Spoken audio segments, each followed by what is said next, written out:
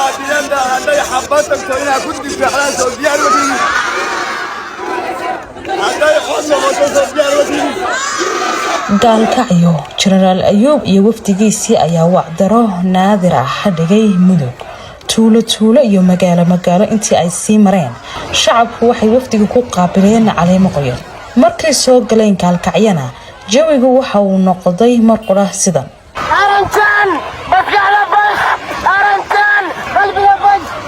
weli may dhicin in murashaxiinta Puntland meeqaamkan oo kala ka helaan shacabka sababtuna waa inay bulshada iyo ragga damaca leh kala tageen sababtoo ah reer Puntland waxay doonayaan doorasho qof iyo cod ah Generaalka iyo afayeen food cadde ayaa la hadlay jamaahiirta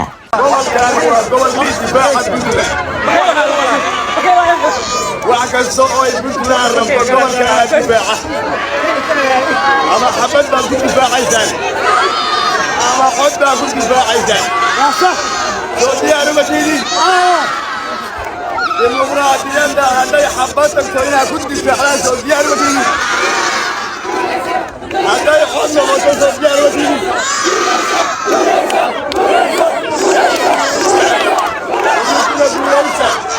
طبعا كان وقولنا بسلام نعيش الله يحرق والرجال يا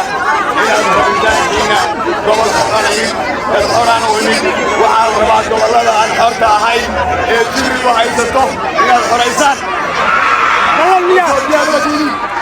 طبعا ورسول محاضر في الدفاع الميزان أنا وأنا قلب داقناي وأنا بتعرى وأنا بتقاي الدنيا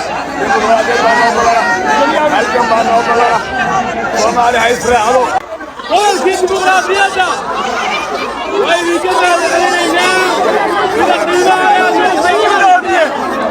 قول لنا عليه ما تريد حتى وكأي مجيب ولا يسمع لكن هو مركي شعب كيغا صوبحي دد كيغا صوبحي كل جوار يعني ما صوب تركنا كلامه بركنا فرد في حد الدولة